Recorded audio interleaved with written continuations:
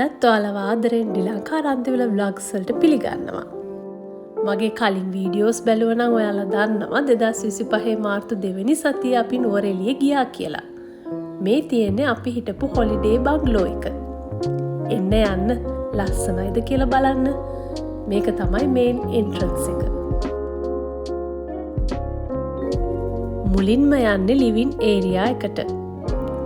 බලන්න එතනට පේන view එක. ග්‍රෙගරි ලේක් එකේ කොටසක් එක්ක වටේටම කඳු පන්තියක් පේනවා. මුලින්ම ඇතුළට යනකොට මාව වෙන්නමම ලෝකෙකට ගියා වගේ තමයි මට දැනුනේ. බලන්න මේ view එක ලස්සනයි නේද? ඒක නම් මාරම ලස්සනයි. මේ view එක දිහා බලාගෙන දවසෙම වුණත් මෙතනට වෙලා ඉන්න පුළුවන්. ඒ විතරක් නෙමෙයි, මෙතනට විතරක් නෙමෙයි. මේ බංගලෝ එකේ ඩයිනින් ඒරියා එකට ඒ වගේම හැම රූම් එකකටම මේ view එක පේනවා.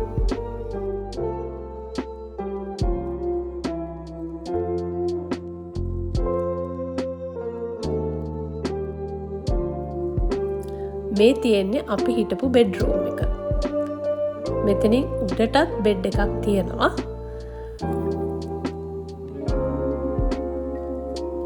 මං ඉස්සර වෙලා කිව්ව නේද හැම රූම් එකකටම අර view එක තියෙනවා කියලා. මෙතනින් බැලුවත් පේන්නේ අර view එකම තමයි.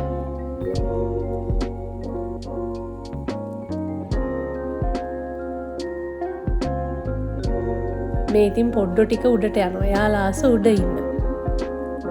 මේ තියෙන්නේ bathroom එක. ඒකත් මං ආස ඇෂ් බ්ලැක් ඒ කම්බිනේෂන් එකක් තමයි තිබුණේ මේ උඩ බෙඩ් එක. මේ එකම රූම් එකේ තමයි උඩ තියෙන්නේ.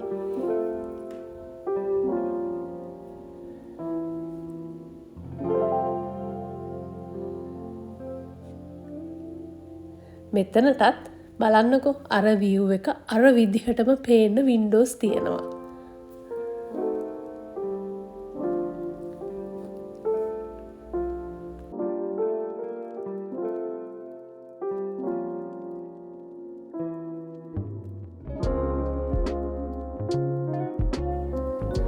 උදේට බලන්නකො ලිවින් ඒරියා එකේ ලස්සන.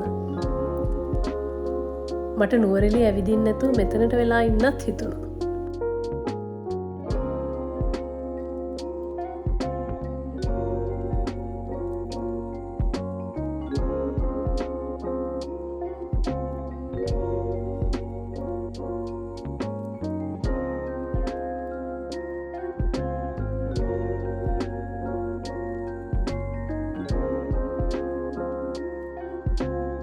මේ තියෙන ඩයිනින් ඒරියා එක.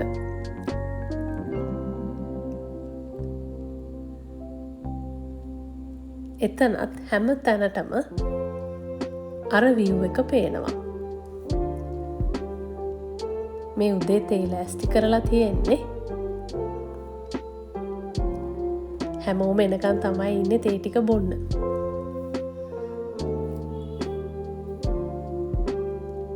හිතන්නකො මේ වගේ ලස්සන view එකක් බලාගෙන සීතලේ උදේට තේ බොන එක ඒක වෙනම ෆීලින් එකක්.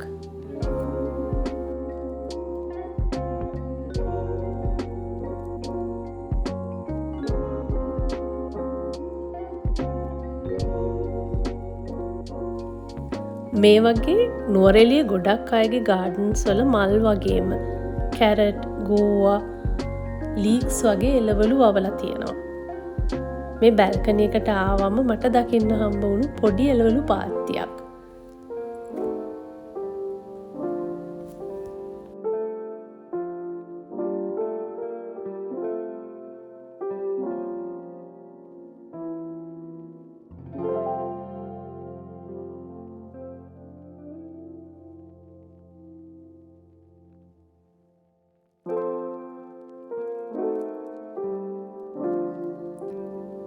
හැමදාම උදේට තේත් බීලා උදේට කෑමත් කාලා තමයි අපි ඇවිදින්න ගියේ. අපිට ඉතින් හදිස්සියක් තිබුණේ නැහැ. උදේ 11ට විතර තමයි එළියට බහින්නේ. ඉතින් මේ උදේ පොඩ්ඩෝ ටික පොඩි සෙල්ලමක. අපි ඉතින් බලන්න යන තැන් බලලා ආයෙ දවල්ට කන්න මෙතනට එනවා. මොකද මේක නුවරඑළිය ටවුන් එකේම හරි ළඟ තියෙන්නේ අපිට. අපි මෙහෙදී ඊගල්ස් විව් පොයින්ට් ගියා, පිදුරුතලාගල කන්ද නැග්ගා. මගේ කලින් වීඩියෝ බලලා නැත්තම් ඒවා ගැන වීඩියෝස් තියෙනවා, ගිහිල්ලා බලන්න.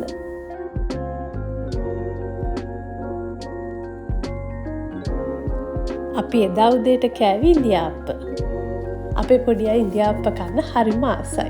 පොඩි අය විතරක් නෙවෙයි මාත් මාරම ආසයි ඉන්දියාප්ප කන්න.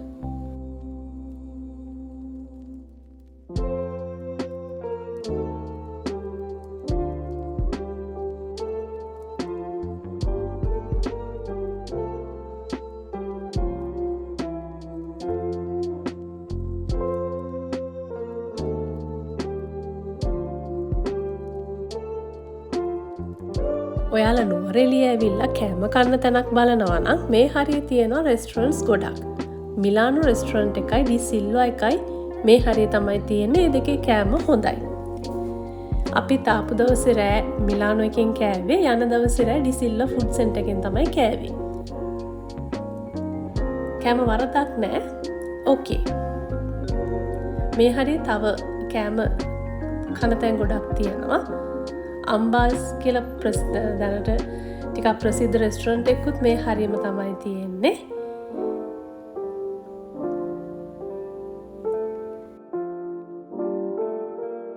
මේ තියෙන අම්බාස් එක මීට ටිකක් ඉස්සරහින් තියෙනවා දේනුක කියලා රෙස්ටරන්ට් එකක්. ඒකේ බීෆ් පෝක් වගේ කෑම වර්ගත් තියෙනවා.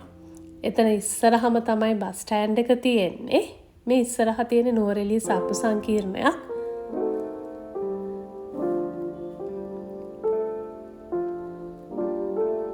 මේ එකම පාරේ තමයි මේ කියපු රෙස්ටරන්ට්ස් ටික ඔක්කොම තියෙන්නේ.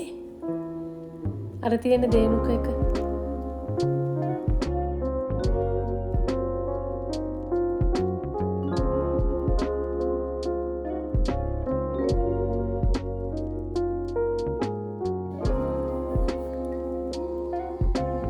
මෙතන වටරවුමත් එක්කම බුදු පිළිමේ තියෙනවා. එතන බස් ස්ටෑන්ඩ් එක තියෙනවා. එතන එහා පැත්තේ තමයි ලංකාවේ ලස්සනම පෝස්ට් ඔෆිස් එක තියෙන්නේ. නුවරඑළිය පෝස්ට් ඔෆිස් එක. ඔය පේන්නේ නුවරඑළිය පෝස්ට් ඔෆිස් එක. එච්චර පැහැදිලි නැහැ. අපි යන්න හිටියේ එතන ෆොටෝස් ටිකක් ගන්න. ඇත්තටම යන්න වෙලාවක් නැති වුණා. බස් ස්ටෑන්ඩ් එකේ ඉඳලා බදුලු පැත්තට බදුලු පාරේ පොඩ්ඩක් ආවම පළතුරු මාකට් එක තියෙනවා. එතන ඉස්සරහා හෙළ බොජුන් එකක් තියෙනවා. ඊට පස්සේ සෙන්ට්‍රල් මාකට් එක තියෙනවා. ඒ හරියනුත් වික්ටෝරියා පාක් එකට එන්ට්‍රන්ස් එකක් තියෙනවා. අපි හිටපු දවස්වල වික්ටෝරියා පාක් එකට දේශීය වැඩිහිටියෙකුට 120යි රුපියල්, පොඩි දරුවෙකුට රුපියල් 60යි එන්ට්‍රන්ස් ටිකට් එක. අවුරුදු 5ට අඩු අයට මතක විදියට ටිකට් ගත්තේ නැහැ. මේ ග්‍රෙගරි පාක් එකේ කා පාක් එකේ එතන තමයි පෝනි රයිඩ්ස් යන්න තියෙන්නේ. පෝනි රයිඩ් එකක් රුපියල් 1000ක් වෙනවා. මෙතන පොඩි පොඩි ෂොප්ස් තියෙනවා. ඒවයි ජර්සි ඒ වගේ දේවල් තියෙනවා. මේ අපි ග්‍රෙගරි ලේක් එකේ බෝට් රයිඩ් එකක් යනවා. මේ බෝට් රයිඩ් එකට රුපියල් 2500ක් වගේ වුණේ. හවස 6 වෙනකන් විතරයි බෝට් රයිඩ්ස් යන්න පුළුවන්. ඊට පස්සේ බෝට් රයිඩ්ස් විතර කරනවා. සමහර කාලවලට මං මතක විදිහට 5:00 වෙනකන් විතරයි කියලා කිව්වා බෝට් රයිඩ්ස් යන්නේ. මෙතන එක එක විදිහේ බෝට් රයිඩ්ස් තියෙනවා. ස්පීඩ් බෝට් තියෙනවා. ඇත්තටම ස්පීඩ් බෝට් එක යන තමයි මට ආසෙ තුනේ. අපි ගියේ මේ වගේ බෝට් එකක. මේ රයිඩ් එකත් මාරම එක්ස්පීරියන්ස් එකක්. හරිම ලස්සනයි. වටපිට බලාගෙන යද්දී ඒ පේන view එකත් මාරම ලස්සනයි. තව දෙයක් කියන්න ඕනේ. අපි මේ බද්දුලු පාරේ එද්දී තමයි කීල් සුපර් එක හම්බ වෙන්නේ. මෙහි කේ සුපර් කියලා තියෙන්නේ. ඔයාලා නුවරඑළිය ඇවිල්ලා මොනවා හරි බඩු ගන්නවා නම් කීල් සුපර් එක කේ සුපර් එකට යන්න. ඒක ලේසි.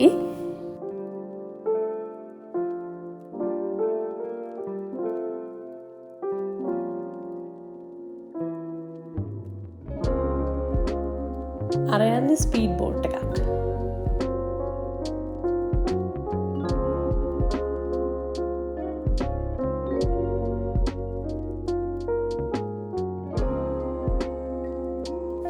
අපි ආපු දවස්වල මෙතන එන්ට්‍රන්ස් ටිකට් එක දේශීය වැඩිහිටියෙකුට 120යි, පොඩි දරුවෙකුට රුපියල් 60යි. මට මතක විදිහට නෝටිස් එකක් තිබ්බා වගේ මතකයි අප්‍රේල් වල ඉඳන් ගණන් වැඩි වෙනවා කියලා. මට හරියටම මතක නැහැ කොතනද තිබ්බේ කියලා. ග්‍රෙගරි පාක් එක ෆැමිලි ෆ්‍රෙන්ඩ්ලි ඇක්ටිවිටීස් වලට ඇත්තටම හොඳයි. පොඩි රයිඩ්ස් තියෙනවා, බෝට් රයිඩ්ස් තියෙනවා, සයික්ලින් තියෙනවා. ඒ වගේම පොඩි අයට මේ වගේ දුවලා සෙල්ලම් කරන්න ඕනි තරම් ඉඩ තියෙනවා.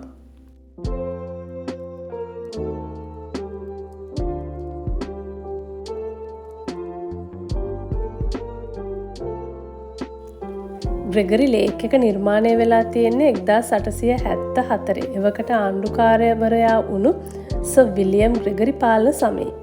මට දැනගන්න ලැබුණ විදිහට ඔහු පරිසර හිතකාමියෙක්. ඔහුගේ පරිපාලන කටයුතු වලට තෝරගෙන තියෙන නුවරඑළිය.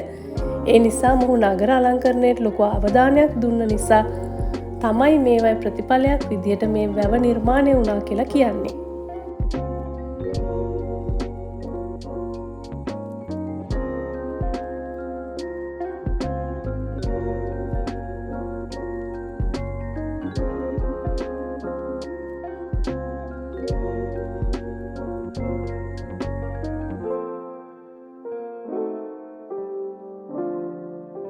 ග්‍රෙගරි පාක් එක ඇතුලේ පොඩි පොඩි කෑම කඩ තියෙනවා. ඒ පේනුනේ කෑම කඩ ටික. මේවා තමයි තියෙන කෑම. හැම කඩේකම වගේ තිබුණේ එකම මෙනු එක. පොඩි පොඩි වෙනස්කම් තමයි තිබුණේ. අපිත් ඉතින් පොඩි පොඩි කෑම ටිකක් අරගෙන ඒ සීතල, ඒ ලස්සන හැමදේම විඳින ගම ඒ කෑමවලත් රස බැලුවා.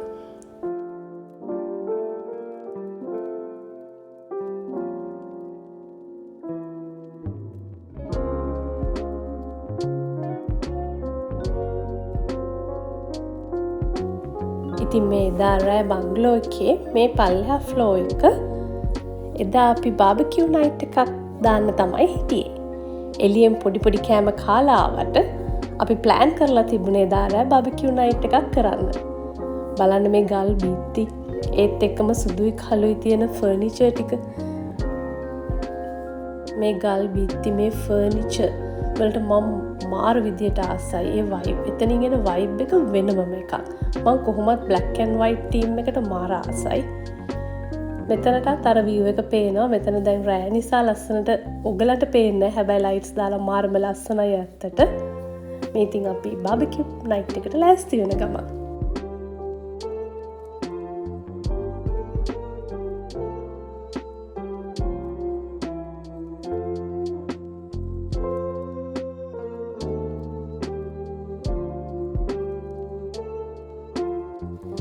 ඉතින් ජීවිතේට මේ වගේ දවස් ඕනි.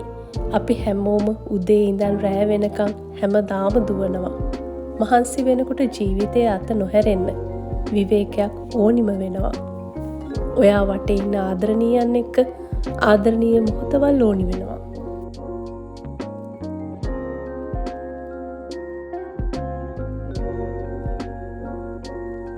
දරුවෝ ලොකු වෙනවා. අපි ළඟ ඉන්නේ පුංචි කාලයයි. ඊට පස්සේ එයාලත් අපි වගේම එයාලගේ කුරුළු කූඩු හදාගෙන ඉගිලිලා යනවා. ඉතින් ඔයාලගේ කුරුළු කූඩුවේ පැටවු ටික එකට ඉන්න කාලේ ඔයාගේ ජීවිතේ ලස්සනම පරිච්ඡේදයක්. ඉතින් ඒ ලස්සන පරිච්ඡේදය ලස්සන මතක වලින් පුරව ගන්න එක අපේම වැඩක්. දරුවෝ ලොකු වෙලා එයාලගේ ලෝකවලට ගියාම එතකොට ඔයාට දුක හිතෙන එකක් නැති වෙයි. අපේ ජීවිතෙත් ලස්සනම කාලේ අපිටත් කවදා හරි ලස්සන මතක මතක් කරන්න අපේ සැදෑ කාලෙදී මේ මතක ගොඩක් උදව් වේවි.